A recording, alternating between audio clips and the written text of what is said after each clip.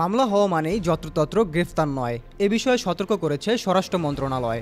শেখ হাসিনা সরকারের পতনের পর চারিদিকে মামলার হিড়িক পড়েছে। গতকাল মঙ্গলবার দেশের আইনশৃঙ্খলা রক্ষায় স্বরাষ্ট্র মন্ত্রণালয় একটি সতর্ককরণ বিজ্ঞপ্তি জারি করেছে। এতে বলা হয়েছে, মামলা হওয়া মানেই যত্রতত্র গ্রেফতার নয়, সব মামলা সঠিকভাবে যাচাই বাছাই করে ব্যবস্থা নেওয়া হবে। বিজ্ঞপ্তিতে বলা হয়, কারো বিরুদ্ধে অভিযোগ থাকলে তা ঊর্ধ্বতন কর্মকর্তা এবং দপ্তরে জানাতে হবে। কোনোভাবেই কোনো প্রতিষ্ঠান ঘেরাও বা কোনো রকম সহিংস আচরণ করা যাবে না।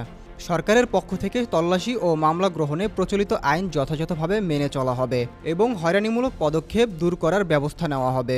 এতে আরও বলা হয়, সরকারের পক্ষ থেকে স্পষ্ট করে জানিয়ে দেওয়া যাচ্ছে যে জননিরাপত্তা বিঘ্নকারী এসব কার্যকলাপের বিরুদ্ধে উপযুক্ত আইনগত ব্যবস্থা গ্রহণ করা হবে।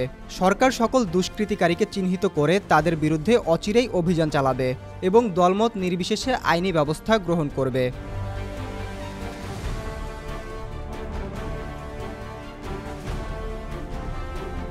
সতর্কীকরণ বিজ্ঞপ্তিতে বলা হয়, উদ্যোগের সঙ্গে লক্ষ্য করা যাচ্ছে যে সরকার যখন বিচারের সুস্পষ্ট অঙ্গীকার নিয়ে জাতিসংঘকে সত্য অনুসন্ধানের আহ্বান জানিয়েছে এবং বিচার প্রক্রিয়া শুরু করেছে, ঠিক সেই সময়ে কিছু অতি উৎসাহী এবং স্বার্থান্বেষী মহল আইন নিজের হাতে তুলে নেওয়ার এবং বিভিন্ন ক্ষেত্রে প্রতিবাদের নামে প্রতিষ্ঠান ঘেরাও, জোরপূর্বক পদত্যাগ, ভাঙচুর, অগ্নিসংযোগ, বেআইনি তল্লাশি, লুটপাট, চাঁদাবাজি, টেন্ডারবাজি, ঢালাওভাবে মামলা গ্রহণে পুলিশের ওপর চাপ প্রয়োগ, আদালতে আসামিকে আক্রমণ করে অস্থিতিশীলতা সৃষ্টির চেষ্টা করছে।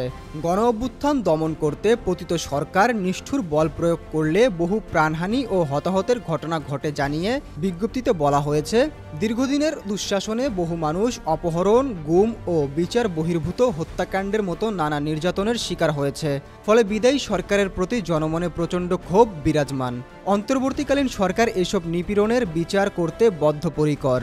বিজ্ঞপ্তিতে আইন শৃঙ্খলা রক্ষায় সরকারকে সহযোগিতা করার জন্য সবাইকে আন্তরিকভাবে আহ্বান জানিয়েছে স্বরাষ্ট্র মন্ত্রণালয়।